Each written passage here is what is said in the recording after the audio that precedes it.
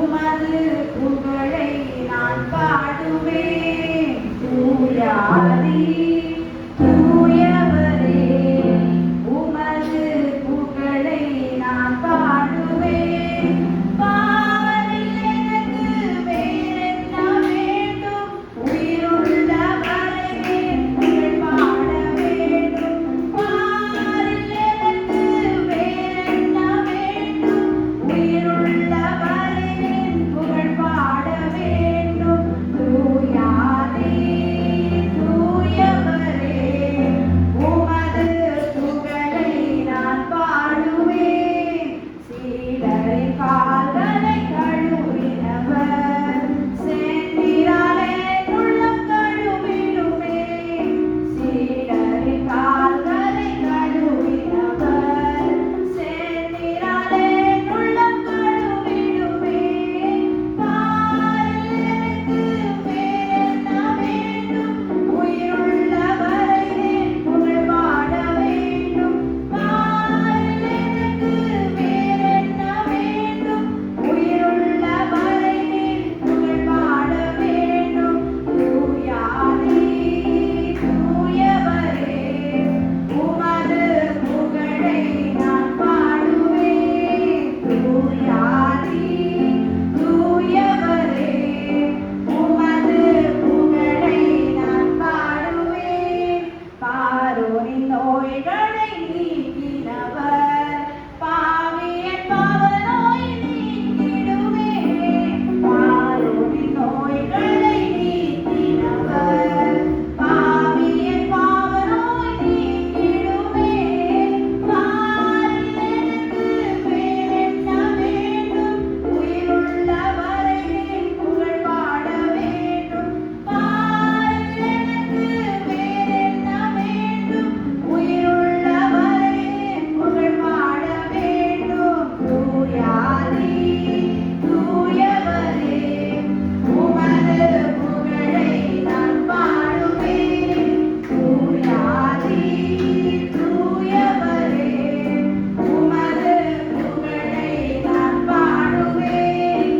துயரங்கள் பாரினில் அடைந்தவரே, துன்பங்கள் தாங்கிட பலன் தாருவேன்.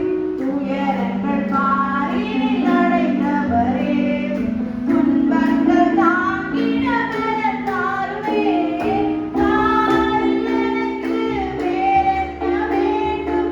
உயிருள்ள வரை புகழ் பாட வேண்டும். பாரில் எனக்கு வேறென்ன வேண்டும்? உயிருள்ள வரை புகழ் பாட வேண்டும்.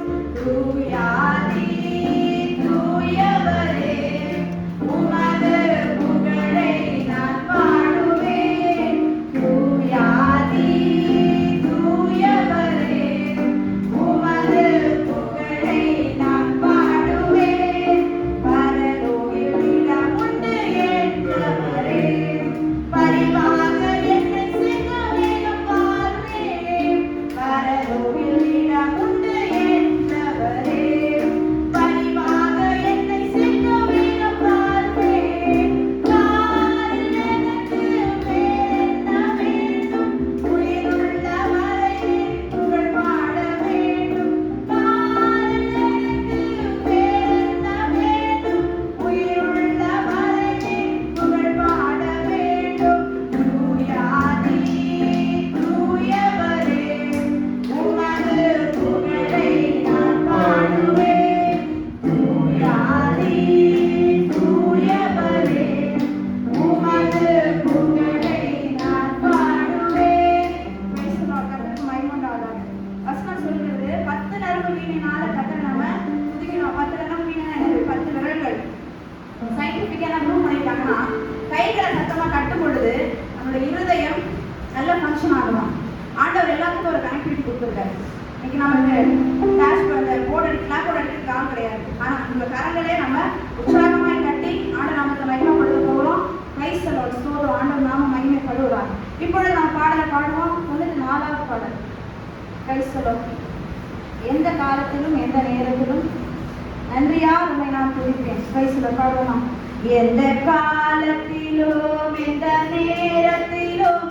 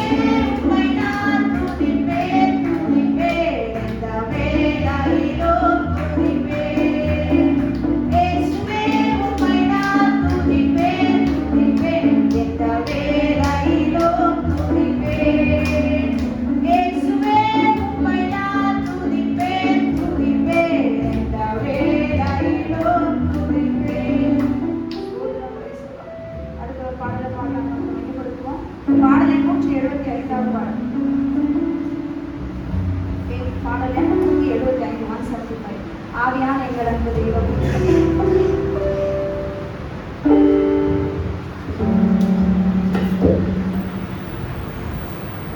ஆவியான எங்கள் அன்பு தெய்வமே, அடியோரை ஆட்கொண்டு நடத்துமே. ஆவியான எங்கள் அன்பு தெய்வமே, அடியோரை ஆட்கொண்டு நடத்துமே. ஆட்கொண்டு எங்களை அனலாக்கும், ஆட்கொண்டு எங்களை அனலாக்கும். அன்பினால் என்று அலங்கரியும், அன்பினால் என்று அலங்கரியும். ஆவியான எங்கள் அன்பு தெய்வமே, அடியோரை ஆட்கொண்டு நடத்துமே. ஆவியான எங்கள் அன்பு தெய்வமே, அடியோரை ஆட்கொண்டு நடத்துமே. ஜெபிக்க வைக்கும் எங்கள் செல்வவீரரே, துதிக்க தூண்டும் துணையாளரே. ஜெபிக்க வைக்கும் எங்கள் செல்வவீரரே, துதிக்க தூண்டும் துணையாளரே. சாத்தானின் சகல தந்திரங்களை சகதெரிய வாருமையா. சாத்தானின் சகல தந்திரங்களை சகதெரிய வாருமையா. ஆட்கொண்டு எங்களை அனலாக்கும், ஆட்கொண்டு எங்களை அனலாக்கும். அன்பினால் இன்று அலங்கரியும், அன்பினால் இன்று அலங்கரியும். ஆவியான எங்கள் அன்பு தெய்வமே, அடியோரை ஆட்கொண்டு நடத்துமே. ஆவியான எங்கள் அன்பு தெய்வமே, அடியோரை ஆட்கொண்டு நடத்துமே. சாவுக்கேதுவான எங்கள் சரீரங்களை உயிர் பெறச் செய்பவரே. சாவுக்கேதுவான எங்கள் சரீரங்களை உயிர் பெறச் செய்பவரே. சரீரங்களின் தீய செயல்களை சாகடிக்க வாருமையா. சரீரங்களின் தீய செயல்களை சாகடிக்க வாருமையா. ஆட்கொண்டு எங்களை அனலாக்கும், ஆட்கொண்டு எங்களை அனலாக்கும். அன்பினால் என்று அலங்கரியும், அன்பினால் என்று அலங்கரியும். ஆவியான எங்கள் அன்பு தெய்வமே, அடியோரை ஆட்கொண்டு நடத்துமே. ஆவியான எங்கள் அன்பு தெய்வமே, அடியோரை ஆட்கொண்டு நடத்துமே. பெயரில்லாத நேரங்களில் உதவிடும் துணையாளரே. பெயரில்லாத நேரங்களில் உதவிடும் துணையாளரே. சொல்லொன்னா பெருமூச்சோடு ஜெபித்திட வாருமையா. சொல்லொன்னா பெருமூச்சோடு ஜெபித்திட வாருமையா. ஆட்கொண்டு எங்களை அனலாக்கும், ஆட்கொண்டு எங்களை அனலாக்கும். அன்பினால் என்று அலங்கரியும், அன்பினால் என்று அலங்கரியும். ஆவியான எங்கள் அன்பு தெய்வமே, அடியோரை ஆட்கொண்டு நடத்துமே. ஆவியான எங்கள் அன்பு தெய்வமே, அடியோரை ஆட்கொண்டு நடத்துமே. ஆவியான எங்கள் அன்பு தெய்வமே, அடியோரை ஆட்கொண்டு நடத்துமே. அல்லேலூயா. கடந்த 8 மாத காலங்கள் கர்த்தர் நம்மை ஒவ்வொருவரை கண்மணி போல காத்து நடத்தினார். இந்த புதிய மாதம் 9ஆம் மாதத்துல அவனுடைய இலக்கத்தினாலும் கிருபையினாலும் தயவினாலும் நாம் கடந்து வரும்படியாக கர்த்தர் கிருபை பாராட்டினார். வேளையில கரங்களை உயர்த்தி ஆண்டவர் செய்யலாம் நன்மைகளுக்காக நன்றி சொல்லி இயேசுவே உமக்கு ஸ்தோத்திரம். வாயத்தால் ஆண்டவருக்கு நன்றி சொல்லுவோமா? ஆண்டவரே உமக்கு ஸ்தோத்திரம். எங்களை பாதுகாத்தீரே ஸ்தோத்திரம். பலப்படுத்துகிறே ஸ்தோத்திரம். ஆண்டவரே ஸ்தோத்திரம். ஆலோசனைப்படுத்தீரே, ஆசீர்வதித்தீரே ஸ்தோத்திரம். தடைகளை மாற்றினீரே ஸ்தோத்திரம். இம்மட்டுமா எங்களோடு நடந்து வந்தீரே ஸ்தோத்திரம். எங்களுடைய சமூகம் கடந்து செல்வதற்காக ஸ்தோத்திரம். எங்கள் வாழ்க்கையில கொடுத்த எல்லா ஆசீர்வாதங்களுக்காக கிருபைகளுக்காக ஸ்தோத்திரம் ஸ்தோத்திரம் ஸ்தோத்திரம் ஸ்தோத்திரம் ஸ்தோத்திரம். நன்றியோடு துதிக்கிறோம், நன்றியோடு துதிக்கிறோம் ஆண்டவரே. சர்வ சிருஷ்டிக்கும் எஜமான நீரே, சர்வ சிருஷ்டியை காப்பவரே, எங்கள் இதயத்தில் உம்மை போற்றுகிறோ, என்றும் பணிந்து தொழுவோம். சர்வ சிருஷ்டிக்கும் எஜமான நீரே, சர்வ சிருஷ்டியை காப்பவரே, எங்கள் இதயத்தில் உம்மை போற்றுகிறோம், என்றென்றும் பணிந்து தொழுவோம்.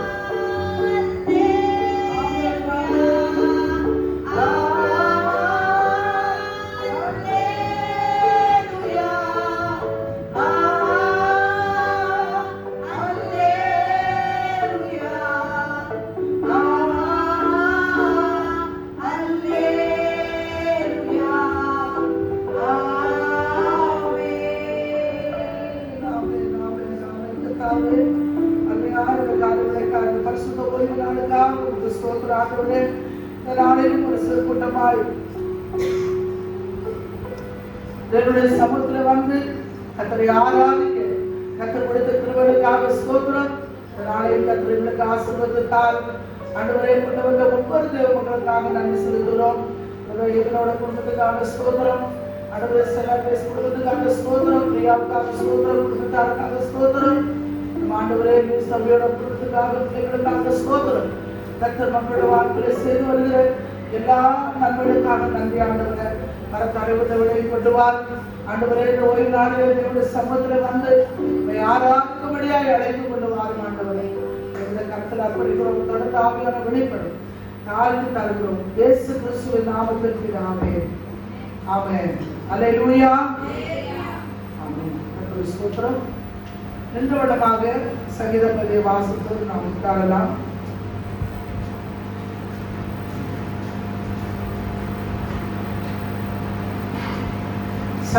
சங்கீத பகுதி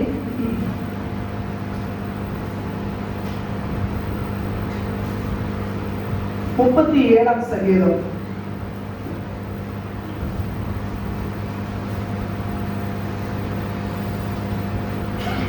சங்கீதம் 37 1 முதல் 17 வரை உள்ள வசனங்களை வாசிக்க கேட்கலாம். 1 முதல் 17 வரை உள்ள வசனங்கள் முதல் வந்து வாசிங்க. படிச்சுக்கோமா. 37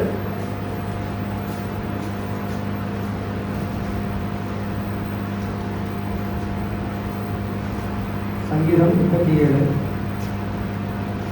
பொல்லாதவர்களை குறித்து எரிச்சல் அடையாதே, நியாயக்கேடு செய்தவர்களின் பொறாமை கொள்ளாதே.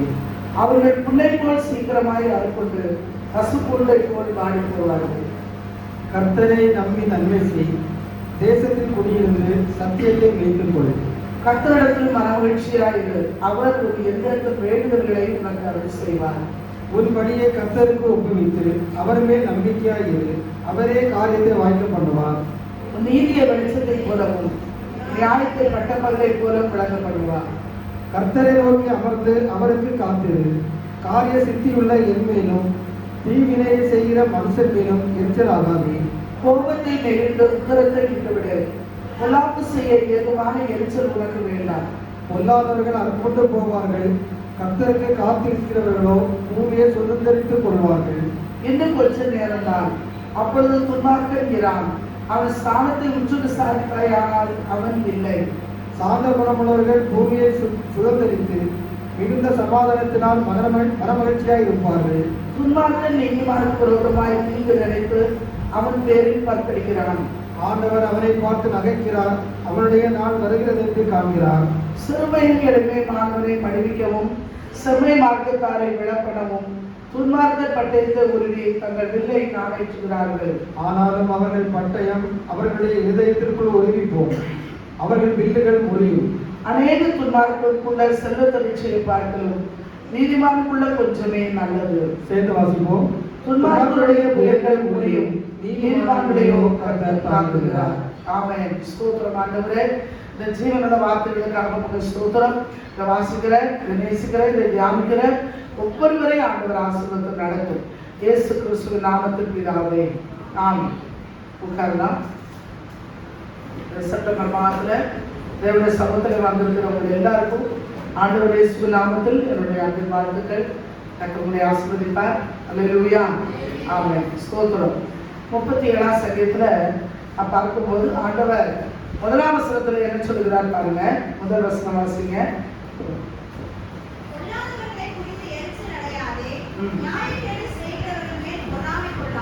பொல்லாதவர்களை குறித்து எரிச்சல் அடையாது.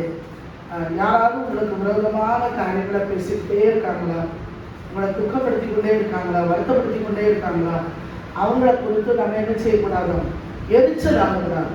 அவங்க பல நேரங்களில் நமக்கு இருக்கிற கேரக்டர் என்ன, அப்படிப்பட்டவங்களை யோசிச்சு மனசுக்குள்ளேயே திட்டிக்கிட்டு இருக்கும். இந்த மாதிரி பண்றாங்களே, இந்த மாதிரி பேசுறாங்களே, இந்த மாதிரி வருத்தப்படுத்துறாங்களே அப்படி நம்ம என்ன செய்வோம், மனசுக்குள்ளேயே திட்டுவோம். இல்லைன்னா யாரிடத்துலையா சொல்லி வருத்தப்படுவோம் இல்லையா? ஆனால் ஆண்டவர் சொல்லுகிறார், பொல்லாதவர்களை குறித்து நீ என்ன செய்யாத, எரிச்சல் ஆகாத.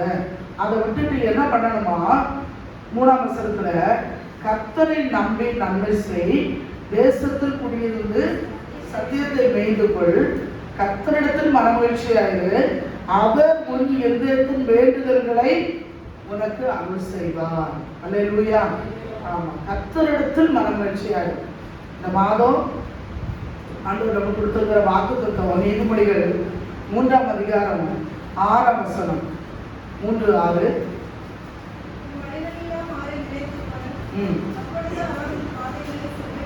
உன் வழிகளில் எல்லாம் அவரை நினைத்துக் கொள், அப்பொழுது அவர் உன் பாதைகளை செவைப்படுத்துவார். நீதிமொழிகள் 3:6.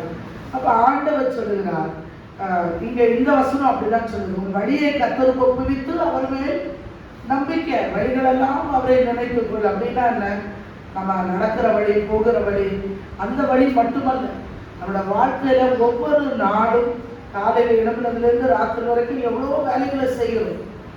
காலையில் எழுப்புறோம், அப்புறம் ஆஃபீஸுக்கு, அலுவலகத்துக்கு, ஸ்கூலுக்கு, கல்லூரிக்கு கிளம்புறோம், பிள்ளைகளை கவனித்துக் கொடுக்குறோம், வீட்டை பார்த்து கொடுக்குறோம், கடமைகள் இருக்கிறது நமக்கு, எல்லாத்தையும் செய்கிறோம்.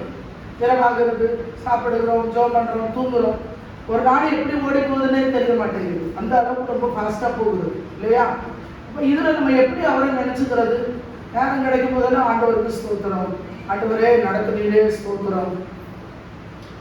2 ராஜாக்கள் 1 ராஜாக்கள் புத்தகத்தை நீங்க படிச்சுட்டே வந்தீங்கன்னா பல இடங்களில சாலமோன் சொல்லுவான், ஆண்டவரே நீர் என்னுடைய தகப்பனாகிய தாவீதுக்கு வாக்கினால் சொன்னதை கரத்தினாலே நிறைவேற்றி ஸ்தோத்திரம்.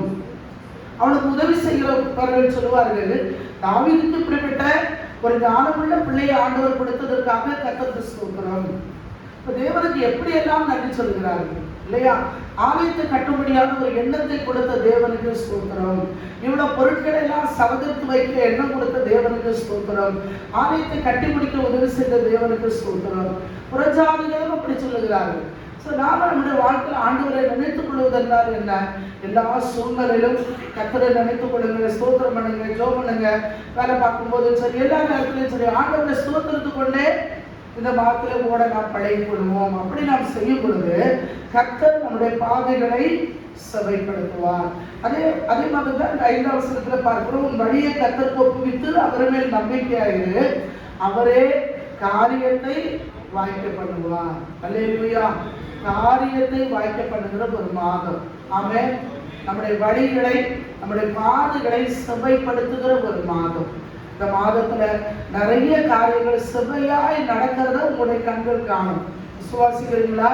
அல்லேலூயா. நாம இதுவரைக்கும் கோடல் மாடலா அப்படி இருந்திருக்கலாம். அது சரியான விதத்துல உங்களுக்கு அதனுடைய முடிவு என்ன, இது எப்படி நடக்கும், இது எப்படி கிடைக்கும் அப்படிங்கிற சில போராட்டங்கள் இருக்கலாம். ஆனால் ஆண்டவர் நமக்கு வார்த்தை கொடுக்கிறார். இந்த மாதம் உங்களுடைய வழிகளை வாய்க்க செய்கிற மாதம். இந்த மாதம் உங்கள் பாதைகளை செவ்வையாக்குகிற மாதம். அல்லேலூயா. உங்களுடைய பாதம், உங்களுடைய கால்கள் இடராதபடிக்கு உங்களை பாதுகாக்கிற ஒரு மாதம். கர்த்தர் உங்கள் காலடிகளை சரியாய் நடத்துகிற ஒரு மாதம். ஆகவே ஆண்டவரே, என்னையும் எங்கள் குடும்பத்தையும் சரியான பாதையில நடத்துங்க ஆண்டவரே அப்படின்னு ஆண்டவரே ஸ்தோத்திரம் பண்ணுவோமா? கர்த்தரை உயர்த்தி கர்த்தரை ஸ்தோத்திரிப்போம். ஆண்டவரே, இந்த ஜீவனோட வார்த்தைகளுக்கு ஸ்தோத்திரம். கர்த்தரிடத்துல மனமகிழ்ச்சியாக அப்பொழுதும் காரியங்கள் வாய்க்கும் என்ற வார்த்தையின்படி ஆண்டவரே, இந்த மாதம் காரியங்கள் வாய்க்கிற மாதமாய், எங்கள் பாதைகள் செவையாகிற மாதமாய், ஒரு வாழ்க்கை செவையாகிற மாதமாய் தேவன் மாற்றித்தாரும். அதிகமாய் ஜெபிக்கும், வேறு வாசிக்கும், கர்த்தரை தேடும் கிருபை தாரும். நாங்கள் கர்த்தரை ஒப்பு கொடுக்கிறோம். தொடர்ந்து மத்தியிலே கர்த்தர் இடைபெறும். இயேசு கிறிஸ்துவின் நாமத்தில் பிதாவே, ஆமென். அல்லேலூயா. கர்த்தருக்கு ஸ்தோத்திரம். சாட்சி நேரம். இந்த சாட்சி சொல்லுங்க, அந்த சாட்சி சொல்லுங்க.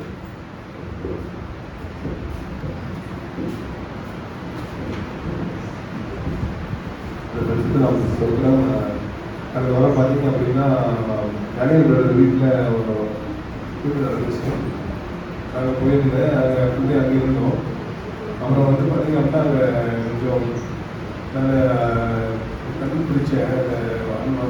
ஃபுல்லாக வந்து வண்டியில் இருந்து சொல்லிட்டு அதனால தெரியல. ஆனால் ஃபுல்லாக லாக் ஆகிடுச்சு. ஃபுல்லாக பேசவே முடியல, கிளாஸ் எடுக்க முடியல. காலேஜில் ரொம்ப கஷ்டப்பட்டேன். அது வந்து 20 பேர் கிளாஸில் இருப்பாங்க. கற்றுணும் கிளாஸில் இருக்கும்போது டோட்டலாக லாக் ஆகிடுச்சு. பக்கத்தில் வந்து பேசினா கூட அவங்களுக்கு நான் என்ன பேசுகிறேன்னு புரிஞ்சிக்க முடியாத ஒரு டோட்டல் அது மாதிரி லாக் ஆகிடுச்சு. ஃபுல்லாக கோல்டு. ஆண்டவர் திருவிழா இன்னைக்கு பேசுறதுக்கு அந்த கிருபை செய்தார். ஆண்டவர் சொல்றதுக்கு அந்த ஆண்டவரே இது ஆராதிக்கணும், அந்த வார்த்தைகள் கொடுங்க, எனக்கு பேச கிருபை கொடுங்க அப்படின்னு நான் ஆண்டவர் வந்து ஹீரோ ஆர்டர் ஓப்பன் பண்ணி வயசாக சுதந்திரம் கொடுத்தாங்க. அந்த பிரதான பண்ணி சோதனம் அப்படின்னு. அப்புறம் கீபோர்டு வாசிக்க 10 years ஆயிடுச்சு. இதெல்லாம் வாசிக்க பழகிட்டு கற்றுக்கிட்டையும் ப்ராக்டிஸ் பண்ணிடுவேன். தவற வாசிக்கிட்டாங்க கொஞ்சம் பிரச்சனைங்க. நல்லவர். அல்லேலூயா. எல்லா இடத்துலையும் நிறைய பலவீனங்கள், போராட்டங்கள், ஆனாலும் தேவன் நம்மை மட்டும் பாதுகாத்தார். உலகத்தாருக்கும் நமக்குள்ள வித்தியாசம் அதுதான். அவர்களோ முறிந்து விழுந்தார்கள், நாங்களோ எழுந்து நிமிர்ந்து இருக்கிறோம். அவங்களுக்கும் பலவீனம் வந்து நமக்கும் வருது. ஆனால் கர்த்தர் நம்மை கிருபையாய் நடத்துகிறார் இல்லையா? அவருக்கு அவங்க உழைக்க அவங்க கிருபை பாராட்டுகிறார். சோதனம். எனக்கு கூட ஒரு 2 weeks பிஃபோர் கொஞ்சம் மக்கள் இந்த மாதிரி கொஞ்சம் போட்டாயிடுச்சு. கிட்டத்தட்ட ஒரு வாரம் என்னால் சரியாக சத்தம் போட்டு பேசவே முடியலை. ஆனால் அந்த வாரம் தான் எனக்கு 3 மீட்டிங். நான் பேசி ஆகணும், கட்டாயம் பேசி ஆகணும். ஸோ வழியில் தாம்பரம் சர்ச்சில் 2 மீட்டிங்கில் நான் பேசி ஆகணும். கர்த்தர் நல்லவர் பாருங்க. எப்படியோ அந்த நேரத்தில் ஒரு பலனை ஆண்டவர் கொடுத்து அந்த ஊழியர்களை நிறைவேற்ற ஆண்டவர் உதவி செய்தார். அப்புறம் வீட்டுக்கு வந்து பார்த்தீங்கன்னா நான் சவுண்டு சுத்தமாக அவுட்டு. அப்புறம் ஒரு 4-5 நாட்கள் அப்படி தான் போய் செய்ய. ஆனால் ஜோமனி கற்றுக்கிற கிருபையில ஆண்டவர் திரும்பமாக அந்த பலவீனத்தை மாற்றி ஆண்டவர் பலன் கொடுத்தார். அல்லேலூயா. நம்முடைய தேவன் நல்லவர். அவர் நம்முடைய பலனாக இருக்கிறார். அல்லேலூயா. 18ஆம் சங்கீதத்தில் தாவீது சொல்கிறார், என் பலனாகிய கர்த்தாவே உம்மில் அன்பு கூறுவேன். என் பலனாகிய கர்த்தாவே. அதே மாதிரி பவுல் சொல்லுகிறார் பாருங்க, பிலிப்பியர் 4:13, என்னை பலப்படுத்துகிற கிறிஸ்துவினாலே எல்லாத்தையும் செய்ய எனக்கு பலன் உண்டு. இப்படி இருக்க நம்ம என்ன பண்ண போறோம் அப்படின்னு யோசிக்காம இந்த பலத்துல உங்க பலன் பூரணமாய் விளங்கட்டும் ஆண்டவரே என்று சொல்லும்போது ஆண்டவர் நம்மை பலப்படுத்துவார். கர்த்தருடைய பரிசுத்த நாமம் மகிமைப்படுவதாக. கர்த்தர் ஸ்தோத்திரம். வசனம் சொல்ல போறாங்களா?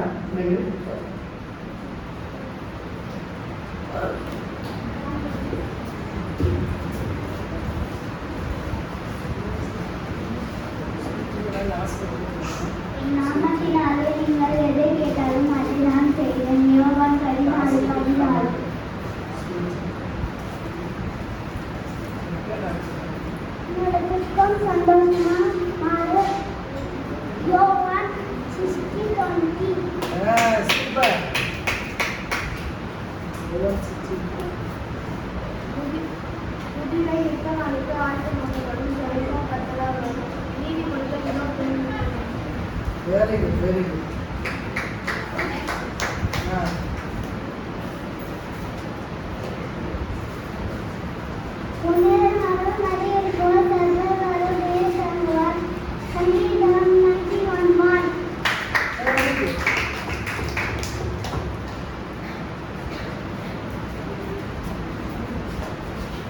கர்த்தாவே வார்த்தைகளுக்கு செவிகளும் என் நீதியை என் ஞானத்தை கவனிக்கும். சங்கீதம் 5.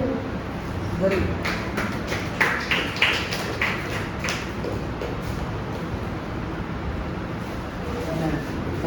கணேஷ் அழகா சொல்லியிருக்கான்.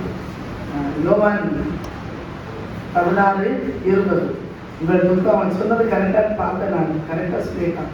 உங்கள் துக்கம் சந்தோஷமாக மாறும். ஆண்டவர் நல்லவர். நம்ம என் பிள்ளைகளுக்கு கொடுத்த திருவிழுக்காக ஆண்டவர் ஸ்தோத்திரம். காணிக்கை நேரம் நாம் நம்முடைய காணிக்கைகளை நாம் கற்றுக்காய் செலுத்தி ஆண்டவரை கனப்படுத்துவோம். பிள்ளைகள் ஒரு பாடல் பாடுவாங்க.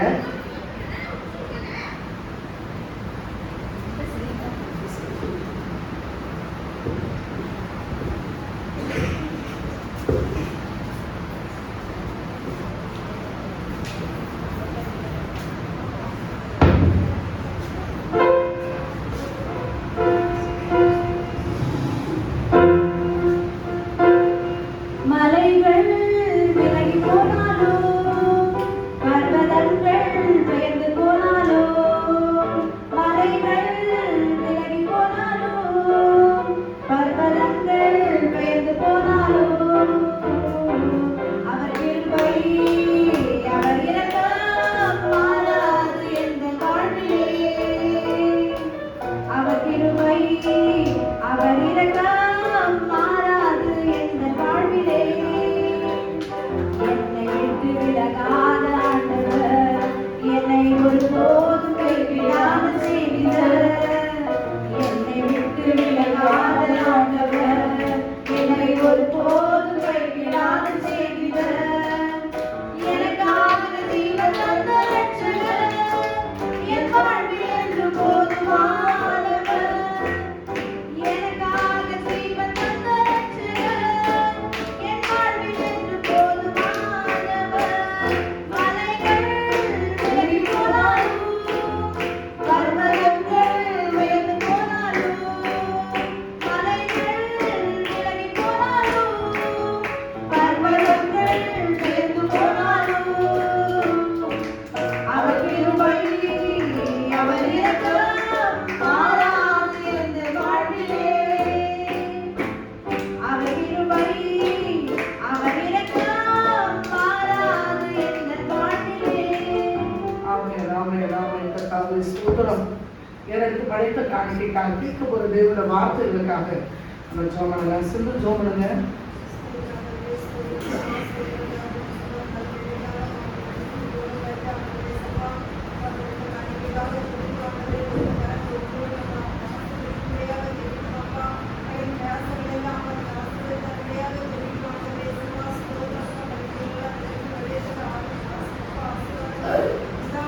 ஆமென், ஆமென்.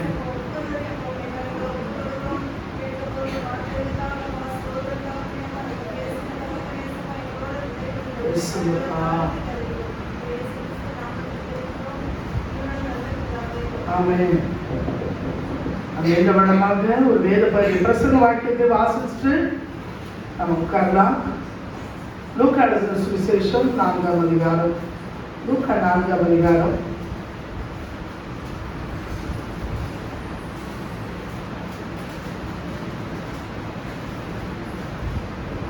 பதினாறாம் வசனத்திலிருந்து 20ஆம் வசனம் வரைக்கும்.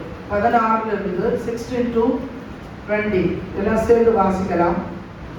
தாம் வளர்ந்த ஊராகிய நாசரேத்துக்கு அவர் வந்து தம்முடைய வழக்கத்தின்படியே ஓய்வு நாளில் செப ஆலயத்திலே பிரவேசித்து வாசிக்க எழுந்திருந்தார். அப்பொழுது ஏசாயா தீர்க்கதரிசியின் புஸ்தகம் அவரிடத்தில் கொடுக்கப்பட்டது. அவர் புஸ்தகத்தை எடுத்தபோது, கர்த்தருடைய ஆவியானவர் என் மேல் இருக்கிறார், தரித்திரருக்கு சுவிசேஷத்தை பிரசங்கிக்கும்படி என்னை அபிஷேகம் பண்ணினார். இருதயம் நறுங்குண்டவர்களை குணமாக்கவும், சிறைப்பட்டவர்களுக்கு விடுதலையும், குருடருக்கு பார்வையை பிரசுத்தப்படுத்தவும், நொறுங்குண்டவர்களை விடுதலையாக்கவும், கர்த்தருடைய அனுக்கிரக வருஷத்தை பிரசுத்தப்படுத்தவும் என்னை அனுப்பினார் என்று எழுதியிருக்கிற இடத்தை அவர் கண்டு வாசித்து புஸ்தகத்தை சுருட்டி பணிவிடைக்காரனிடத்தில் கொடுத்து உட்கார்ந்தார். ஜெப ஆலயத்தில் உள்ள எல்லாருடைய கண்களும் அவர் மேல் நோக்கமாயிருந்தது. ஆமென். வாசித்த வார்த்தைகளுக்காக கர்த்தரை ஸ்தோத்திரம் பண்ணுவோம். ஸ்தோத்திரம், ஸ்தோத்திரம், ஸ்தோத்திரம், ஸ்தோத்திரம், ஸ்தோத்திரம். மகிமையின் பிதாவே, இந்த ஜீவனுள்ள வார்த்தைகளுக்காக நன்றி செலுத்துகிறோம். என்னோடும் எங்களோடும் ஆண்டவர் பேசும்படியாய் நாங்கள் கரங்களிலே ஒப்பு கொடுக்கிறோம். நீர் பேசும், நாங்கள் கேட்கிறோம். இயேசு கிறிஸ்துவின் நாமத்தில் பிதாவே, ஆமென். அல்லேலூயா. உட்காருங்க. ஆண்டவராய் இயேசு கிறிஸ்துவின் நாமத்தினால உங்களுக்கு என்னோட அன்பின் வாழ்த்துக்களை நான் மறுபடியும் தெரிவித்துக் கொள்கிறேன். பாருங்க, இந்த நாள் இந்த செப்டம்பர் மாதம் முதல் வாரம் இல்லையா? முதல் வாரம் முதல் ஞாயிற்றுக்கிழமை, அதில் 1ஆம் தேதி. சில மாதங்களில மட்டும்தான் ஞாயிற்றுக்கிழமை 1ஆம் தேதியாய் வரும். அது ரொம்ப ஒரு ஆசீர்வாதம். 1ஆம் தேதி, அப்புறம் வாரத்தின் முதல் நாள், ஓய்வு நாள், மிகப்பெரிய ஒரு ஆசீர்வாதம் இல்லையா? கர்த்தருக்கு ஸ்தோத்திரம். இந்த செப்டம்பர் மாதம் 9ஆம் மாதம் வந்தாகிவிட்டது. 8 மாதங்கள் வேகமாக ஓடி வந்து விட்டது. நாம வேகமா ஓடுறோமா, நாடு வேகமா ஓடுதா அப்படின்னு பார்த்தா நாடு சரியா தான் ஓடிட்டு இருக்கு. நாம் தான் என்ன செய்கிறோம்? ரொம்ப வேகமா நாம் ஓடிக்கொண்டிருக்கிறோம். வேலைகள், கடமைகள், நம்முடைய காரியங்கள் என்று ஓடிக்கொண்டிருக்கிறோம். ஸோ நேரம் விடுகிறதும் இருட்டுவதுமாக ஒவ்வொரு நாளும் என்ன செய்கிறது? ரொம்ப ஃபாஸ்டா போகுது. கர்த்தருக்கு ஸ்தோத்திரம் உண்டாவதாக. எப்பவுமே நம்முடைய ஸ்தலத்தில் சொல்லுறது, நம்முடைய திருவிழா பெத்தேலில் எப்பவுமே செப்டம்பர் லாஸ்ட்ல எல்லாம் நாங்கள் கிறிஸ்துமஸ் ப்ரோக்ராமுக்கான காரியங்கள், சண்டே கிளாஸ் பிள்ளைகள், மற்ற ஏரியா, மற்ற கேரள இதற்கான எல்லா முன்னேற்பாடுகளையும் இந்த மாதத்திலிருந்து கொஞ்சம் ஆரம்பிப்போம். செப்டம்பர்லேருந்தே கொஞ்சம் ஆரம்பிப்போம். எனக்கு போன வாரம் எனக்கு சண்டே கிளாஸ் டீச்சர் ஒருத்தவங்க ஒரு ஸ்கிட் ஒன்று அமைச்சிருந்தாங்க. அசமா அதை பாருங்க, நல்லா இருந்ததுன்னா நம்ம இந்த பிள்ளைகளுக்கு நம்ம கற்றுக் கொடுக்கலாம் என்று.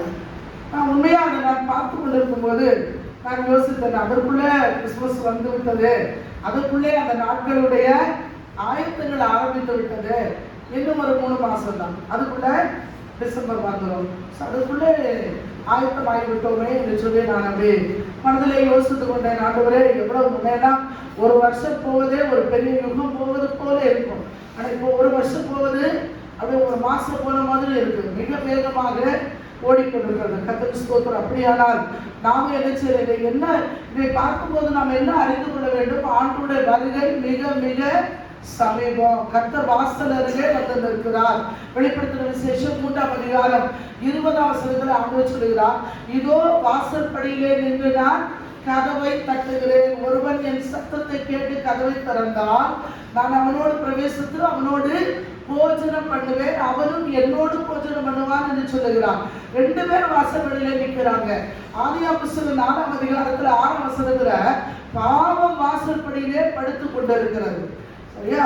வெளிப்படுத்தின விசேஷம் 3ஆம் அதிகாரம் 20ஆம் வசனத்துல கர்த்தர் வாசல் படியிலே நின்று கொண்டிருக்கிறார்.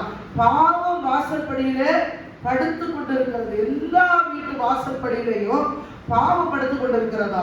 அப்படி என்றால் போறவங்க எல்லாம் அந்த பாவத்தை மிதிச்சுதான் என்ன செய்றாங்க? பாவத்தோடு வெளியே போறாங்க, பாவத்தோட தான் உள்ள வராங்க. அதனாலதான் அந்த வாசல்படியிலே படுத்திருக்கிறது. அது அந்த வாசல்படியை விட்டு எங்கேயுமே போகாது. யார் ஒருவர் ஆண்டவராய் இயேசு கிறிஸ்துவை ஏற்றுக்கொள்கிறார்களோ அவருடைய வீடானது பஸ்கா ஆட்டுக்குட்டியின் ரத்தத்தினாலே பரிசுத்தமாக்கப்படுகிறது. அப்ப அந்த பாவம் முழுவதுமாக கரைந்து போகிறது. சரியா? அப்ப அப்படி இல்லாத பட்சத்துல பாவம் எங்க படுத்திருக்கிறது? வாசல் படியில. ஆனால் ஆண்டவர் சொல்லுகிறார், அது இருக்கட்டும் ஒரு பக்கம், ஆண்டவராய் இயேசு வாசல் படியில நின்று கொண்டிருக்கிறார். அல்லேலூயா. ஜெய கிறிஸ்துவாய் நிற்கிறார். பாவத்தை, சாபத்தை, வியாதிய, பலவீனங்களை, மரணத்தை ஜெயித்த ஆண்டவர் ஜெய கிறிஸ்துவாய் நின்று கொண்டிருக்கிறார். அவர் உயிரோடு இருக்கும்போது நாம பயப்பட வேண்டிய அவசியம் இல்லை. யோபு சொல்லுகிறான், என் மீட்பர் உயிரோடு இருக்கிறார். கரங்களை உயர்த்தி நம்ம சொல்லுவோமா? என் மீட்பர் உயிரோடு இருக்கிறார். ஹல்லேலூயா. ஆமே. நம்மை நடத்துகிற ஆண்டவர் உயிரோடு இருக்கிறார். நம்மை பாதுகாக்கிற ஆண்டவர் உயிரோடு இருக்கிறார். நம்மை பலப்படுத்துகிற ஆண்டவர் உயிரோடு இருக்கிறார். நம்முடைய வாழ்க்கையில பாதைகளை செவ்வாய்ப்படுத்துகிற ஆண்டவர் உயிரோடு இருக்கிறார். அல்லேலூயா. மரித்த தெய்வத்தை அல்ல, மரித்து உயிரோடு இருக்கிற தெய்வத்தை நாம் ஆராதித்துக் கொண்டிருக்கிறோம். அநேகர் இந்த உலகமானது தெய்வம் என்று வணங்கி கொண்டிருக்கிறது. மனிதர்களை வணங்குகிறார்கள். ஆனால் எல்லாருமே ஒரு நாள் மரித்து போகிறார்கள். மரித்து போன பிற்பாடு அவர்கள் உயிரோடு எழுப்புவது இல்லை. ஒரு தரம் மரிப்பதும் பின்பு நியாய தீர்ப்பு அடைவதும் மனுஷனுக்கு நியமிக்கப்பட்டிருக்கிறது. அது எந்த மனுஷனாக இருந்தாலும் சரி, எந்த சாமியாரா இருந்தாலும் சரி, எந்த மனுஷனாக இருந்தாலும் சரி, எல்லாருக்குமே மரணம். கிறிஸ்தவர்கள், முஸ்லிம்ஸ், மற்ற மதத்தவர்கள் யாராக இருந்தாலும் வேதம் சொல்லுகிறது ஒரு தரம் மறிக்க வேண்டும், அப்புறம் நியாய தீர்ப்புக்கு நாம் நிற்க வேண்டும். நீங்க எபிரேயர்ல அந்த வசனத்தை பார்க்கலாம். எபிரேயர் நிருபம் 9ஆம் அதிகாரம் 27ஆம் வசனத்தை வாசி. எபிரேயர் 9:27. ஒரே தரம் மறிப்பதும் பின்பு நியாய தீர்ப்பு அடைவதும் மனுஷனுக்கு நியமிக்கப்பட்டிருக்கிறது. அதை மறக்கவே கூடாது. எந்த வேலை செய்தாலும், எந்த காரியம் செய்தாலும், எந்த சூழ்நிலையில நாம போனாலும் ஒரு நாள் நாம் ஆண்டவருடைய சன்னிதானத்துக்கு முன்பாக நாம் எல்லாம் கணக்கு கொடுக்க வேண்டும் என்பதில் நாம் ஜாக்கிரதையா இருக்க வேண்டும். அல்லேலூயா. ஒவ்வொரு நாளும் ஆண்டவரே என் பாவங்களை மன்னியும், என் அக்கிரமங்களை மன்னியும், குற்றங்களை மன்னியும் என்று சொல்லி நாம் ஜெபிக்க வேண்டும். இன்னைக்கு நான் வாசித்த வேத பகுதி லூக்கா 4ஆம் அதிகாரத்துல நாம் ஒரு வேத பகுதியை வாசித்தோம். ஆண்டவராய் இயேசு கிறிஸ்து தாம் வளர்ந்த ஊராகிய நாசரேத்துக்கு வந்தார். கவனிங்க, இயேசு பெத்லகேமிலே பிறந்தார், நாசரேத் ஊரிலே வளர்ந்தார். அவர் ஊழியத்தை கலிலேயாவிலே ஆரம்பித்தார். அவர் யூதேயாவிலே இருந்த எருசலேமிலே மரித்து போனார். எருசலேமிலே உயிரோடு எழுந்தார். எருசலேமில் இருந்த ஒலிவ மலையிலிருந்து ஆண்டவர் வானத்துக்கு எடுத்துக் கொள்ளப்பட்டார். அல்லேலூயா. எடுத்துக் கொள்ளப்பட்ட இயேசுவானவர் அதே மலையில திரும்ப வந்து இறங்குவார். அப்படிதான் வேதம் சொல்லுகிறது. கவனிங்க, இந்த இஸ்ரவேல் தேசம் 3 பகுதிகளை கொண்ட ஒரு தேசம். ஒன்று யூதேயா, ஒன்று சமாரியா, அடுத்தது கலிலேயா. இந்த கலிலேயாவில தான் பாத்தீங்கன்னா இந்த நாசரேத் என்கிற அந்த ஏரியா இங்கதான் இருக்கு. ஆண்டவர் பெத்லகேமிலே பிறக்கிறார், நாசரேத் ஊரிலே வளர்ந்தார். அதனாலதான் அவருக்கு நசரேயன் அப்படிங்கிற ஒரு பேர் உண்டு. நசரேயனாகிய இயேசுவே அப்படின்னு கூப்பிடுறாங்க இல்லையா? நசரேயன் என்றால் பழைய பாடல பாத்தீங்கன்னா தாடியும் கட் பண்ண மாட்டாங்க, முடியும் கட் பண்ணக்கூடாது, தலையில முடி, தலையில கத்திரி, அந்த முடியில கத்திரி படவே கூடாது. அப்படிப்பட்டவங்க தான் நசரேயன். பழைய பாடல நசரேயன் ஒருவன் இருந்தான். யாரு சொல்லுங்க? சிம்சோன். சிம்சோன் பிறக்கிறதுக்கு முன்னாடியே ஆண்டவர் சொல்லியிருந்தாரு, அவன் தலையில சவரகர் கத்தி படக்கூடாது, அவன் தேவனுக்கு என்று நசரேயனா இருப்பான் என்று. ஆனால் அவன் வளர்ந்த பிறகு அவனுடைய பிரதிஷ்டை அவன் இழந்து போனான். அவனுடைய தலைமுடி வெட்டப்பட்ட போது அவனுடைய பலன் அவனை விட்டு போயிற்று.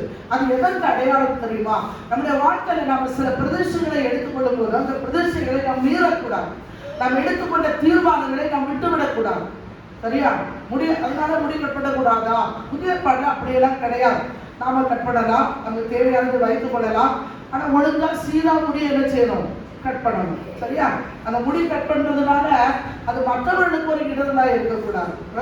அது முழுவதுமாய் உலகத்தால் செய்வது போல நம்ம என்ன செய்யக்கூடாது? முடிய நாசப்படக்கூடாது. முடி நமக்கு மகிமையாய் கொடுக்கப்பட்டிருக்கிறது. பெண்களுக்கு முடியானது மகிமையாய் கொடுக்கப்பட்டிருக்கிறது வசனம் சொல்லுகிறது. ஆண்களுக்கு புருஷன் தலையா இருக்கிறதுனால நீங்க தலையை மூடிக்கொள்ள வேண்டாம். பெண்களுக்கு புருஷனும் ஆண்டவரும் தலை, 2 தலை. சரியா? அதனால என்ன செய்யணும்? தேவனுக்காக முக்காடிட்டுக் கொள்ளுகிறோம். சரியா? தேவனுக்காக முக்காடிட்டுக் கொள்ளுகிறோம். ஆண்டவருக்கு ஸ்தோத்திரம் உண்டாவதாக. இப்ப கர்த்தர் பெத்லகேமிலே பிறந்தார், கர்த்தர் நாசரேத்துல வளர்ந்தார், கர்த்தர் கலிலேயாவிலே ஊழியத்தை ஆரம்பித்தார். இப்ப நாசரேத்துக்கு ஆண்டவர் வருகிறார். அங்கே வந்து ஒரு ஜெப ஆலயத்துக்குள்ளே போகிறார். அங்கே போனவர் என்ன செய்கிறார்? அங்கே வாசிக்கும்படியாக எழுந்து நிற்கிறார். அவருடைய கையில ஏசாயா தீர்க்கதரிசி புத்தகம் கொடுக்கப்படுகிறது. இந்த வசனங்கள் எங்கே இருக்குன்னா ஏசாயா தீர்க்கதரிசன புத்தகம் 63ஆம் அதிகாரத்திலே இந்த வார்த்தைகள் இருக்கிறது. இப்ப ஆண்டவராய் இயேசு கிறிஸ்து வாசித்த வார்த்தைகள் ஏசாயா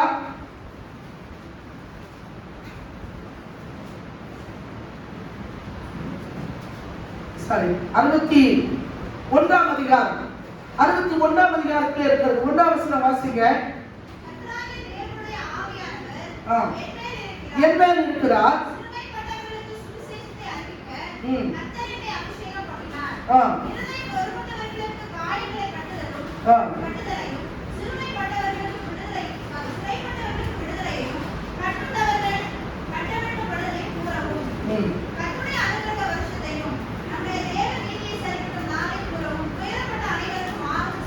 ஆறுதல் செய்ய தொடர்ந்து வாசிக்கும் போது இதற்காக தேவன் என்னை அனுப்பினார் என்று ஏசாயா 61ஆம் அதிகாரத்திலே காணப்பட்ட அந்த வார்த்தை அன்றைக்குள்ள வேத பகுதி. சில ஆண்டவராய் இயேசு அதை வாசித்த உடனே இயேசு என்ன சொல்லுகிறார்? உங்களுடைய கண்கள் காண இன்றைக்கு இந்த வேத வாக்கியம் நிறைவேறிச்சு. சரியா? 4ஆம் அதிகாரத்துல ஆண்டவர் சொல்லுகிறார், இன்றைக்கு இந்த வேத வாக்கியம் நிறைவேறிச்சு. 21ஆம் வசனத்துல 4:21 லூக்கா 4:21 சொல்லுகிறார், அப்பொழுது அவர் அவர்களோடு பேசத் தொடங்கி, உங்கள் காதுகள் கேட்க இன்று இந்த வேத வாக்கியம் இன்றைய தினம் நிறைவேறிச்சு. கர்த்தராகிய இயேசு கிறிஸ்து இந்த பூமிக்கு வந்ததனுடைய நோக்கம் அநேக நோக்கங்கள். பாவிகளை ரட்சிக்க கிறிஸ்து இயேசு உலகத்திலே வந்தார். நாம் படிக்கிறோம் இல்லையா? இழந்து போனதை தேட ரட்சிக்க இயேசு உலகத்திலே வந்தார். காணாமல் போன ஆடுகளை, காணாமல் போன இஸ்ரவேல் வீட்டார எல்லாரும் கண்டுபிடிக்க ஆண்டவர் வந்தார். நானோ அவைகளுக்கு ஜீவன் உண்டாக பரிபூரணப்பட வந்தேன் என்று சொல்லுகிறார்.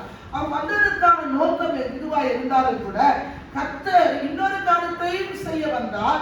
அவர் வேதத்துல இயேசுவை பற்றி சொல்லப்பட்ட தீர்க்க தரிசனங்களை நிறைவேற்றும்படி வந்தார்.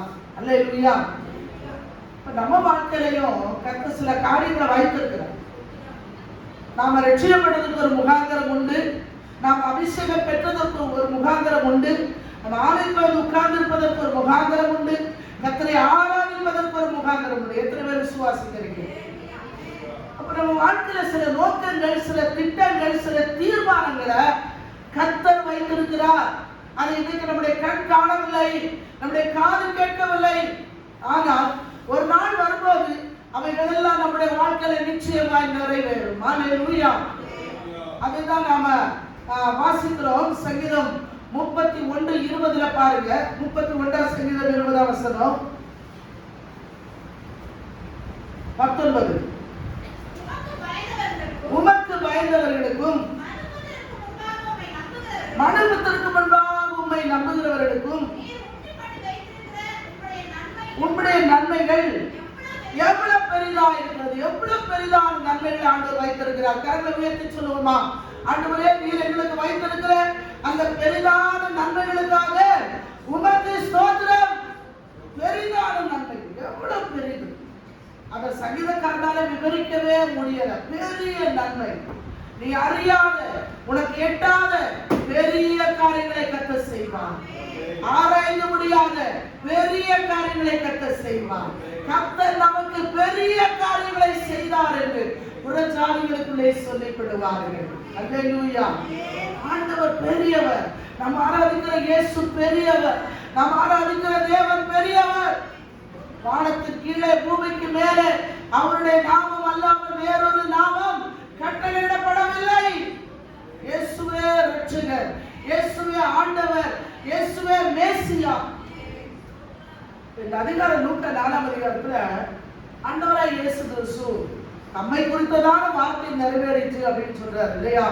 நம்முடைய வாழ்க்கையிலே ஆண்டவர் சில காரியங்களை நிறைவேற்றும்படியாக தான் நம்மை நடத்துகிறார். சில பாடுகள், சில பிரச்சனை, சில போராட்டம், சில உபத்திரவங்கள், சில கஷ்டங்கள் ஏன் ஆண்டவர் அனுமதிக்கிறார்? நம்மை குறித்து தேவனுடைய நோக்கம் நிறைவேற வேண்டும். பாருங்க, இந்த 4ஆம் அதிகாரத்தில் ஆண்டவராய் இயேசு கிறிஸ்துவினுடைய ஒரு 3 குணாதிசயங்களை நாம் இன்றைக்கு தியானிக்க போகிறோம். அவர் எப்படி அவருடைய வாழ்க்கையில அதெல்லாம் நிறைவேறிச்சு, எப்படி அதை ஆண்டவர் தன்னுடைய வாழ்க்கையில அதை நிறைவேற்றினார். முதல்ல பார்க்கும் பொழுது 4ஆம் அதிகாரம் 1ஆம் வசனத்துல நாம் இப்படி வாசிக்கிறோம். இயேசு பரிசுத்த ஆவியினாலே நிறைந்தவராய். 14ஆம் வசனம் 14.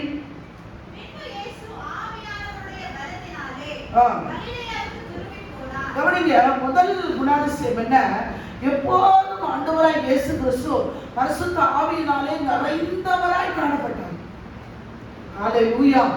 அப்ப அப்படியே ஆலயத்துக்கு வந்தா ஜெபம் பண்ணா அந்த நேரம் ஆவியிலே நடந்துற அந்நிய பாஷையில பேசுறோம், அதோட போதுமா? அதோட போதுமா? இயேசுவானவர் ஆவியிலே நிறைந்தவராய் காணப்பட்டார். எந்நேரம் பரிசுத்த ஆவியினாலே நிறைந்தவராய் காணப்பட்டார். பரிசுத்த ஆவியானவராலே நாம் நிரப்பப்படும் போதுதான் சத்துரு நம்மை தொட முடியாது. அல்லேலூயா. நாம் ஆவியானவராலே நிரப்பப்படும்போது, ஆவியானவரே என்னை நிரப்புங்க, பரிசுத்த ஆவியானவரே என்னை நிரப்புங்க, பரிசுத்த ஆவியானவரே என்னோட ஆவி ஆத்மசனத்தை நிரப்புங்க அப்படின்னு கேட்கும்போது ஆவியானவர் நம்மை நிரப்புகிறார். தாகம் உள்ளவன் மேல தண்ணீரை ஊற்றுவேன் என்று சொன்னார் இல்லையா? வறண்ட நிலத்தின் மேலே ஆறுகளை ஊற்றுவேன் உண்டாக்குவேன் என்று சொன்னார். அப்ப தேவன் நாம் தாகத்தோடு கேட்கும் பொழுது அவர் தம்முடைய பரிசுத்த ஆவியை நமக்கு கொடுப்பது அதிக நிச்சயம், அதிக நிச்சயம். அதனால இந்த உலகத்துல நாம ஒழுங்கா வாழணும், உண்மையா வாழணும், பரிசுத்தமா வாழணும், கர்த்தருக்கு பிரியமா வாழணும், என்னை குறித்து தேவனுடைய நோக்கம் நிறைவேறணும் அப்படின்னு நீங்க விரும்புனீங்கன்னா முதலாவது உங்களுடைய வாழ்க்கையில இருக்க வேண்டியது பரிசுத்த ஆவியினாலே நிரப்பப்பட்ட ஒரு வாழ்க்கை.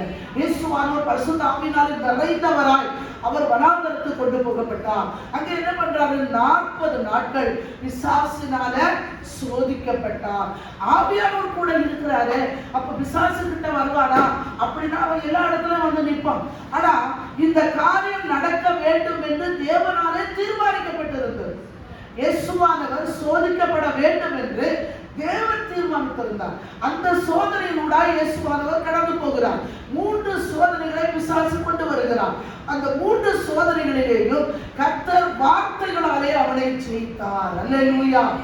நமக்கு ஒரு பட்டயம் கொடுக்கப்பட்டிருக்கிறது, தேவ வசனமாகிய ஆவியின் பட்டயம். சொல்லுங்க பார்க்கலாம். நமக்கு ஒரு பட்டயம் உண்டு. என்ன பட்டயம்? தேவ வசனமாகிய ஆவியின் பட்டயம். அந்த ஆவியின் பட்டயத்தை நாம் எடுத்துக்கொள்ள வேண்டும். பிரச்சனை வரும்போது, போராட்டம் வரும்போது, பிசாசு சோதனைகளை கொண்டு வரும்போது, வியாதிகள், பலவீனங்கள், உபத்திரவங்கள், கஷ்டங்கள் வாழ்க்கையில குடும்பத்துல காணப்படும் போது உடனே தேவனுடைய வார்த்தையை நாம் எடுத்துக்கொள்ள வேண்டும். ஆண்டவரே, கர்த்தர் எனக்காக யுத்தம் செய்வார். நீங்க சும்மா இருப்பீங்கன்னு சொன்னீங்களே, ஆண்டவரே எனக்காக யுத்தம் பண்ணுங்க. பட்டயம் பார்த்தீங்களா? என்ன பயங்கரமான பட்டயம் அது! கர்த்தருடைய பட்டயம் கிதியோனுடைய பட்டயம், கர்த்தருடைய பட்டயம் நம்முடைய பட்டயம். அல்லேலூயா. கர்த்தருடைய பட்டயம் என்ன? தேவனுடைய வார்த்தை தான் அந்த பட்டயம். இயேசுவானவர் ஆவியிலே நிறைந்து காணப்பட்டபடியினாலேதான் அவரால் வேற எந்த வார்த்தையும் அவர் பேசல. நமக்கு கஷ்டம் வரும்போது, பிரச்சனை வரும்போது, போராட்டம் வரும்போது தான் நம்முடைய அசல் வழியை வரும் இல்லையா? நமக்குள்ள ஒரு மனுஷன் இருக்கான், நமக்குள்ள ஒரு மனுஷன் இருக்கலாம், நமக்குள்ள ஒரு மனுஷன் இருப்பான். பிரச்சனை வரும்போது அந்த மனுஷன் என்ன செய்வான்? அப்படியே நின்று ஒரு டான்ஸ் ஆடுவா பாருங்க. ஐயோ, இவங்களா பெத்தேல் சபை விசுவாசி, ஆண்டோடைக்குள்ள வசனத்தை எல்லாம் படிப்பாங்க, பைபிளை தூக்கிட்டு போவாங்க, என்ன வார்த்தை பேசுறாங்க, என்ன வார்த்தை பேசுறாங்க அப்படின்னு மற்றவங்க பார்த்து நம்ம பார்த்து ஆண்டோட நாம தூஷிக்கப்பட நாம் ஒருபோதும் இடம் கொடுக்க கூடாது. பிரச்சனை வரும்போதுதான் நாம் யார் என்பதை நாம் ஆண்டவருக்கு நாம் தெரியப்படுத்த வேண்டும். நாம் யார் என்பதை பிசாசு முன்னாடி காட்டணும். பிசாசு, நீ என்ன சோதிச்சா கூட நான் என்னுடைய கண்ட்ரோலை விட்டு நான் என்ன செய்ய மாட்டேன், மாட்டேன். நான் என்னோட ஆண்டவரை நான் தூஷிப்பதற்கு நான் இடம் கொடுக்க மாட்டேன். என் ஆண்டவருக்கு விரோதமாக நான் எதுவும் சொல்ல மாட்டேன். நான் ஆண்டவருக்கு விரோதமான காரியங்களை நான் செய்ய மாட்டேன் அப்படின்னு தீர்மானமா இருக்குது. அன்னைக்கு சொல்லுவாங்க, ஏன் குடிக்கிறீங்க அப்படின்னு கேட்டா, மனசு வருத்தம், கஷ்டம், மனசு கஷ்டம், அதனால என்ன செய்யறேன், குடிக்கிறேன். ஓகே, குடிச்சதுனால என்ன ஆகுது? வயிறு போகுது, உடல் போகுது, கிட்னி எல்லாம் போகுது. 30-40 வயசுல உலகத்தை விட்டே போயிடுறாங்க. என்ன ஆகுது?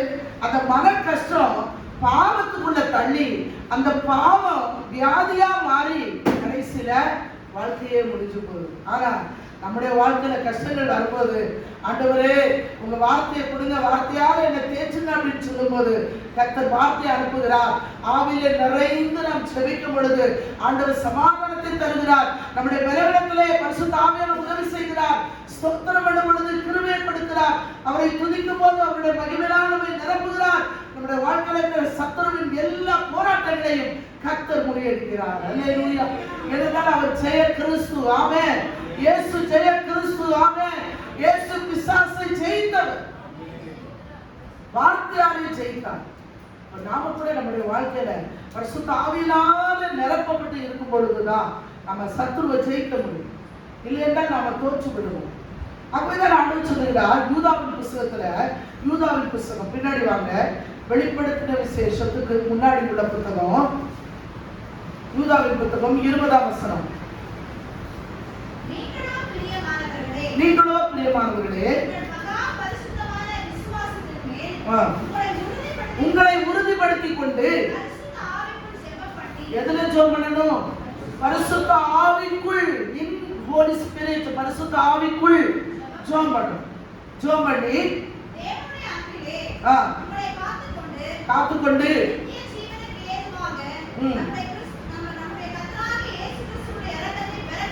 காத்திருங்கள்.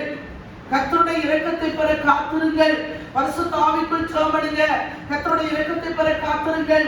பரிசுத்த ஆவிக்குள் ஜெபம் பண்ணுங்க. கர்த்தருடைய இரக்கம் கடந்து வரும். பரிசுத்த ஆவிக்குள் ஜெபம் பண்ணுங்க. தேவனுடைய விடுதலை கடந்து வரும். பரிசுத்த ஆவிக்குள் ஜெபம் பண்ணுங்க. உங்களோடு போராடுகிற சத்துருவின் வல்லமை அழிக்கப்படும். அழிக்கப்படும். அதான் உண்மை. அதனாலதான் யூதா எழுதுகிறார், பரிசுத்த ஆவிக்குள் ஜெபம் பண்ணுங்க. நம்ம வெளியில ஜெபம் பண்ணும்போது நார்மலா பரிசுத்த ஆவிக்குள் ஜெபம் பண்ணுறதுன்னா ஆவியில நிறைந்து ஜெபிக்கிற ஒரு ஆளுங்க. நல்லா பாட்டு பாடி கர்த்தரை துதிச்சு ஆராதிச்சு நல்ல அந்நிய பாஷையில பேசி நாம ஜெபம் பண்ண ஆரம்பிக்கும் போது அந்த ஜெபமானது அப்படியே எந்த தடங்களும் இல்லாம நேரம் பல்லவத்துல தேவ சமூகத்துக்கு போய் எட்டிவிடும். இல்லையா? வடகொரியாவில், தென்கொரியாவில் வாலியாங்கிச்சோ அப்படின்னு ஒரு பாசம் இருந்தாங்க. அவங்க மறிச்சு போயிட்டாங்க.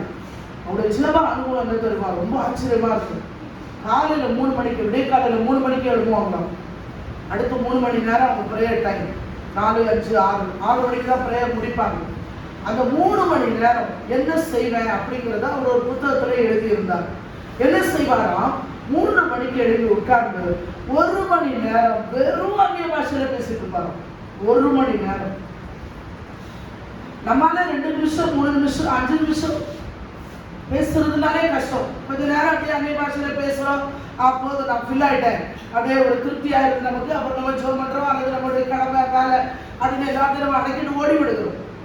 பாருங்க, அந்த தேவ மனுஷன் காலையில 1 மணி நேரம் அந்நிய பாஷையில ஜெபிப்பாரு. அடுத்த 1 மணி நேரம் ஃபுல்லா பிரைசிங், ஸ்தோத்திரம் ஸ்தோத்திரம் ஸ்தோத்திரம், எல்லாத்துக்காக ஸ்தோத்திரம். அடுத்த 1 மணி நேரம் சபைக்காக, ஊழியர்களுக்காக, அப்புறம் அந்த சபையோட மக்களுடைய பிரச்சனைகளுக்காக, தேசத்துக்காக அடுத்த 1 மணி நேரம் பிரேயர் ஒன்னார். ஆனா முதல்ல என்ன செய்வாரா? அந்நிய பாஷையிலே 1 மணி நேரம் பேசிக்கிட்டே இருப்பார். அவர் சொல்லி அந்த புத்தகத்துல எழுதியிருந்தார். அப்படி அவர் அந்நிய பாஷையில ஜெபிக்க ஜெபிக்க ஜெபிக்க ஆண்டவர் அந்த அந்நிய பாஷையோட விளக்கத்தை தீர்க்க தரிசனமா இந்த பாஸ்டரோட பேசி கொண்டிருப்பாங்க.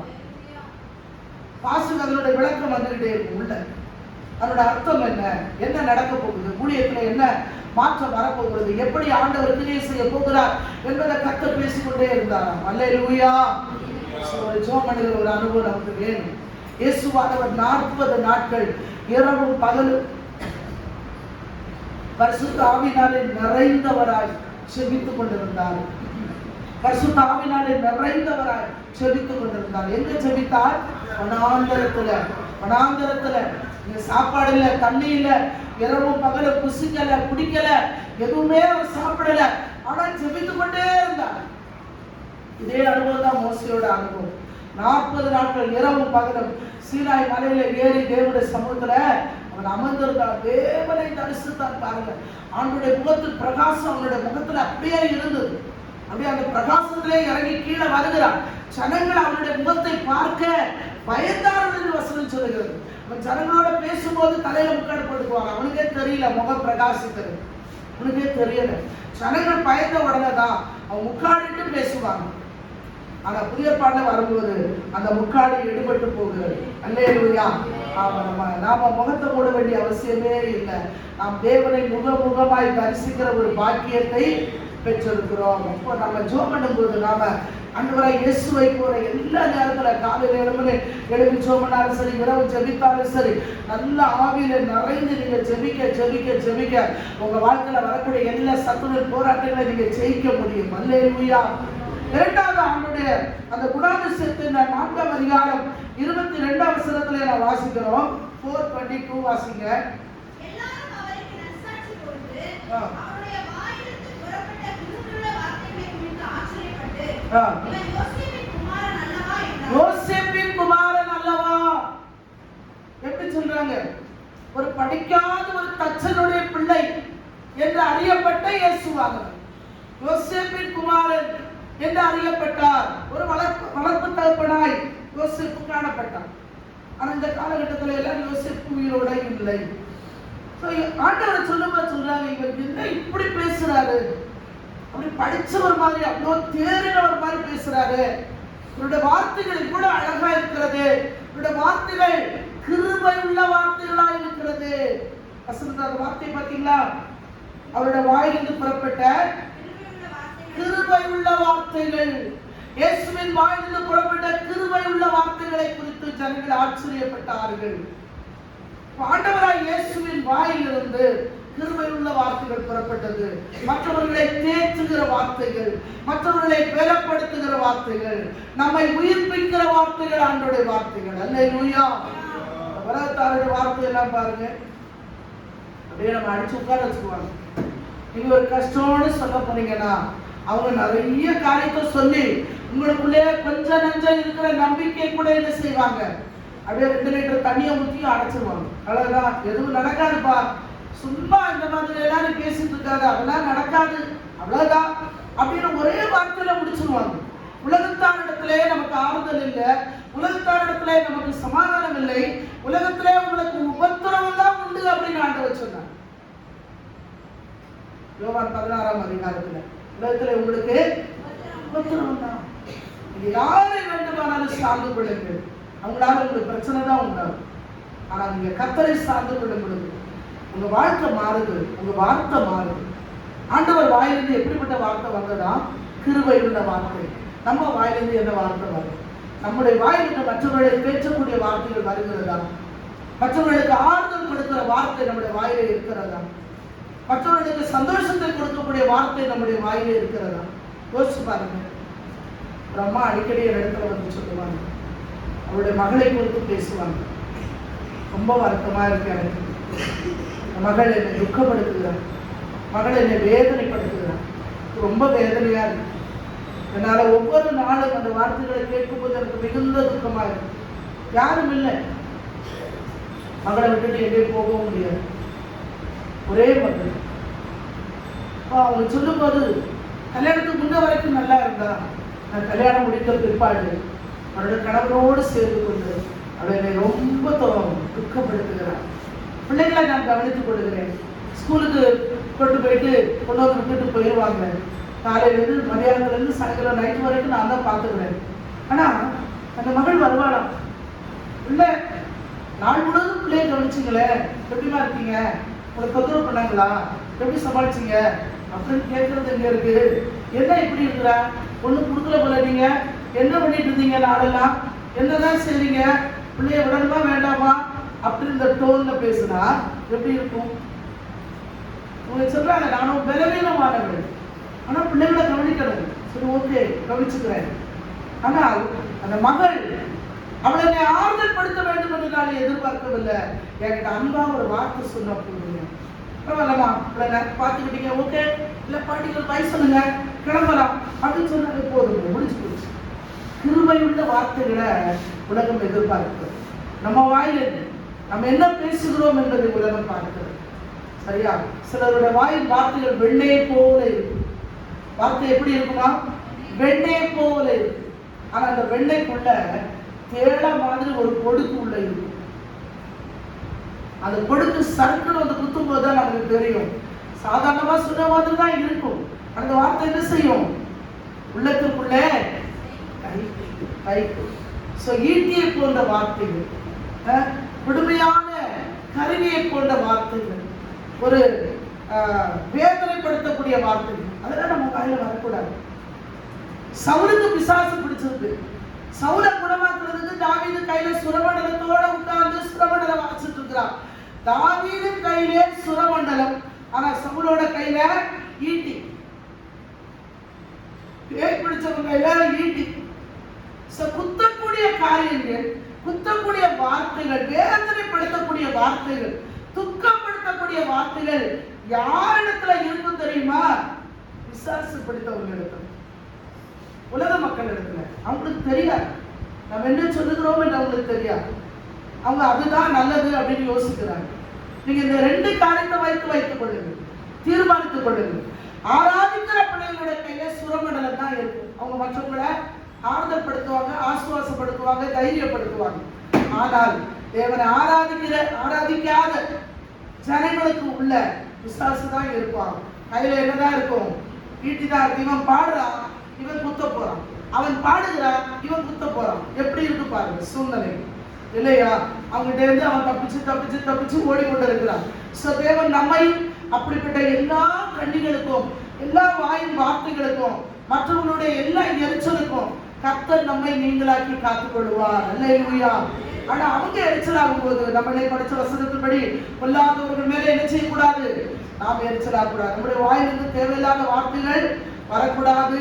எபேசியர் எழுதின நிருபம் 4ஆம் அதிகாரம், எபேசியர் 4ஆம் அதிகாரம் 29ஆம் வசனம். கெட்ட வார்த்தை ஒன்றும் உங்கள் வாயிலிருந்து புறப்பட வேண்டாம். பக்திக்கு ஏதுவான நல்ல வார்த்தை உண்டானால் அதையே கேட்கிறவர்களுக்கு பிரயோஜனம் உண்டாகும்படி பேசுங்கள். என்ன சொல்றாரு? கெட்ட வார்த்தை ஒன்றும் உங்கள் வாயிலிருந்து புறப்பட வேண்டாம். நல்ல வார்த்தை இருக்கிறதா? மற்றவங்களுக்கு அது பிரயோஜனமா இருக்கா? அதை மட்டும் பேசுங்க. பவுல் எழுதுகிறார்.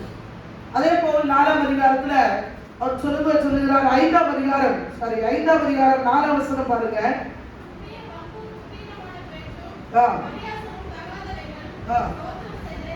வம்பும் புத்தீனமான பேச்சும் பரியாசம், 3 காரியங்களை சொல்லுகிறார். வம்பு இருக்கிற இடத்துல புத்தீனமான பேச்சு இருக்கும். வம்பு கெடுப்பாங்க பாருங்க, வம்புத்தனமா பேசுவாங்க பாருங்க. ஒன்றுமே நடந்திருக்காது, ஆனா அது ஒரு பெரிய இஷ்யூவா பேசுவாங்க. அந்த மக்களை பார்த்துருக்கீங்கல்ல?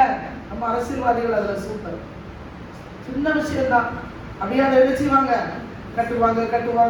அது ஒரு பெரிய மாலையா மாத்திடுவாங்க. ஒரு சின்ன பூவான விஷயம் தான். இப்போ வம்பான வார்த்தைகள் இருக்கிற இடத்துல என்ன இருக்கும்? புத்தீனமான பேச்சுகள் இருக்கும். புத்தீனமான பேச்சுகள் இருக்கிறவங்களோட வாழ்க்கையில பரியாசங்கள் இருக்கும். அப்படிப்பட்ட மக்களோடு சேரக்கூடாது அப்படின்னு சங்கீதம் 1:1 சொல்றாரு. துன்மார்க்கருடைய ஆலோசனையில நடவாமலும் பாவிகளுடைய வழியிலே இல்லாமலும் பரியாசக்கார உட்காரும் இடத்துல உட்காரக்கூடாது. அதை தவிர்த்து கர்த்தருடைய வேதத்துல பிரியமா இருந்து இரவு பகல ஒரு வேதத்துல தியானமா இருக்கிற மனுஷன் பாக்கியவான்.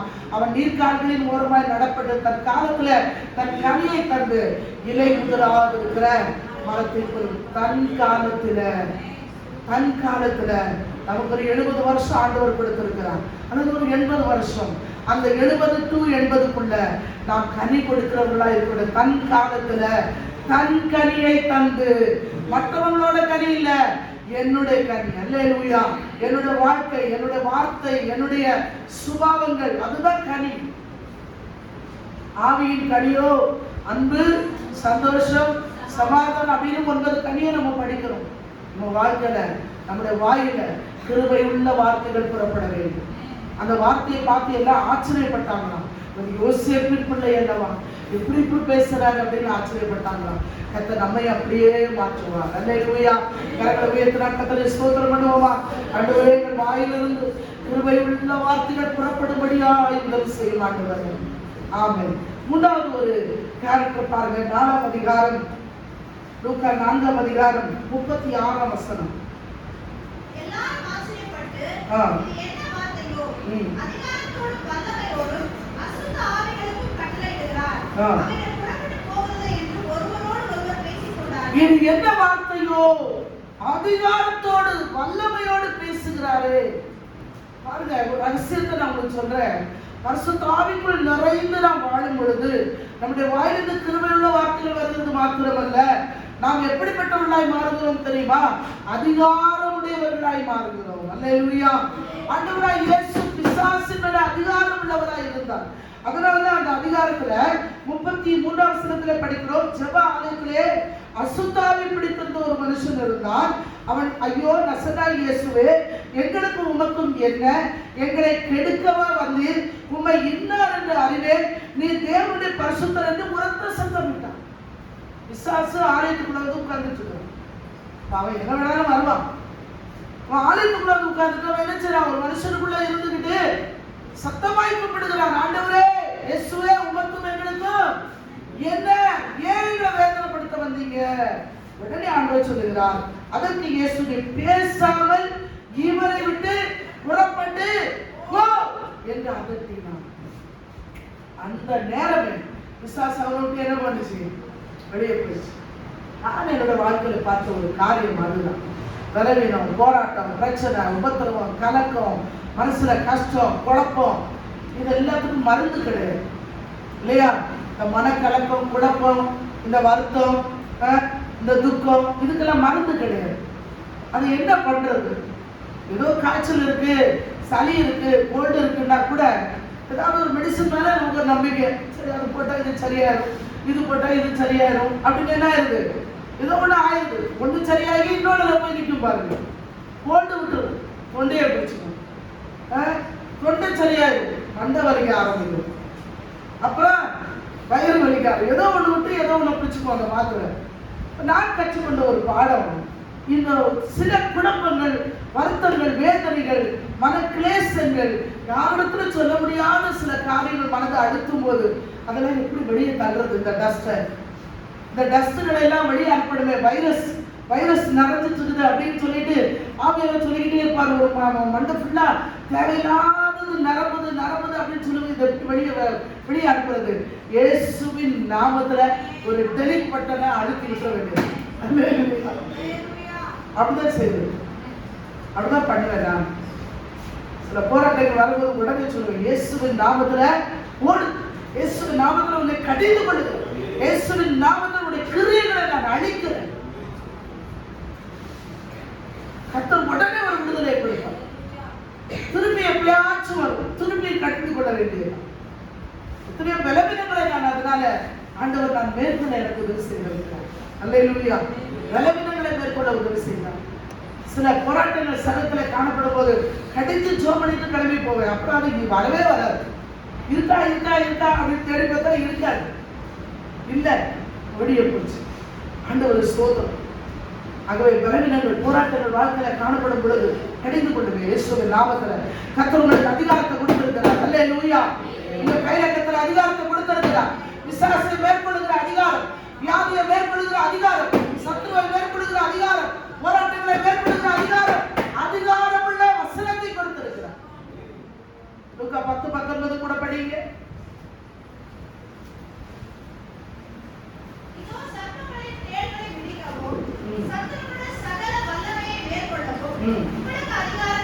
உங்களுக்கு அதிகாரம் கொடுக்கிறேன்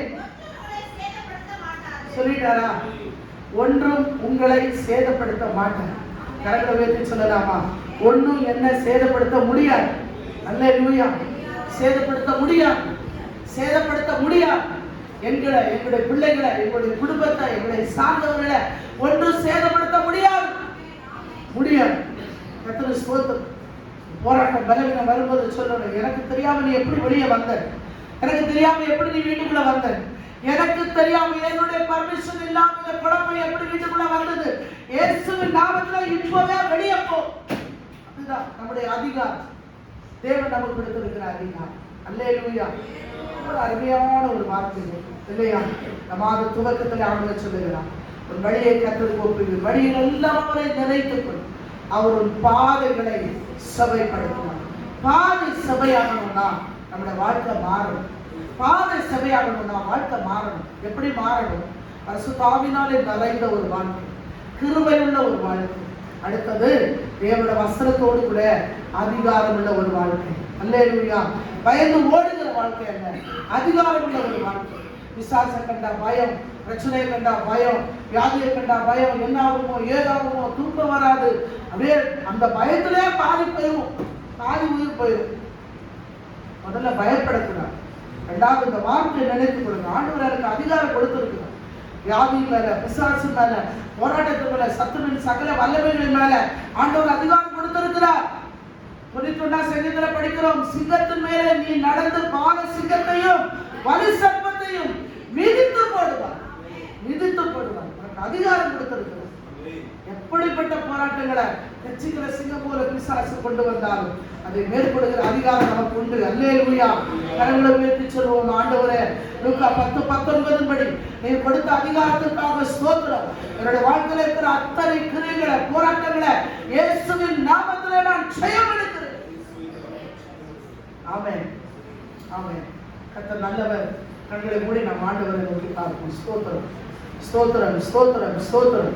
நாங்க ஜெபம் பண்றோம். ஸ்தோத்திரம்.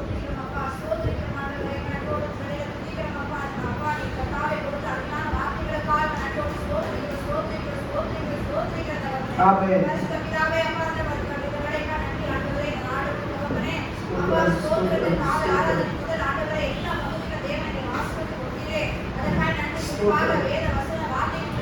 ஸ்தோத்திரம், ஸ்தோத்திரம். ஆமென், ஆமென். ஸ்தோத்திரம். ஆமென். ஸ்தோத்திரம், ஸ்தோத்திரம். ஆமென். Yes, Lord.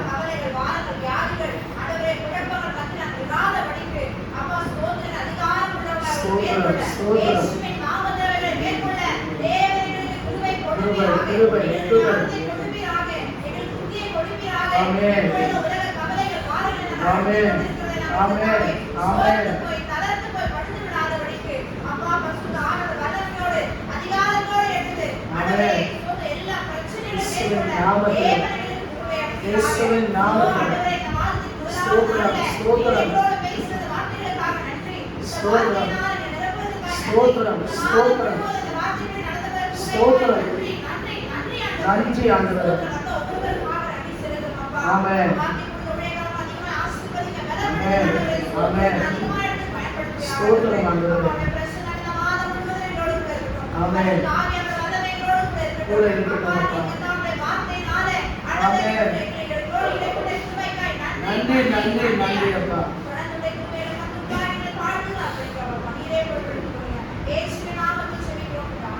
ஆமென். சொல்லுவோம். என் ஆத்துமாவே கர்த்தரை ஸ்தோத்திரி, உடனே பரிசுத்த நாமத்தை ஸ்தோத்திரி. ஆத்துமாவே கர்த்தரை ஸ்தோத்திரி, அவர் செய்த சகல வான்மைகளையும் மறவாதே. ஆமென்.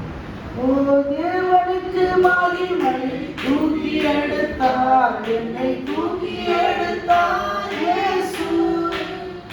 தான் மரணத்தை நீக்கி ரட்சித்தாரே. ஓ தேவனுக்கு மகிமை.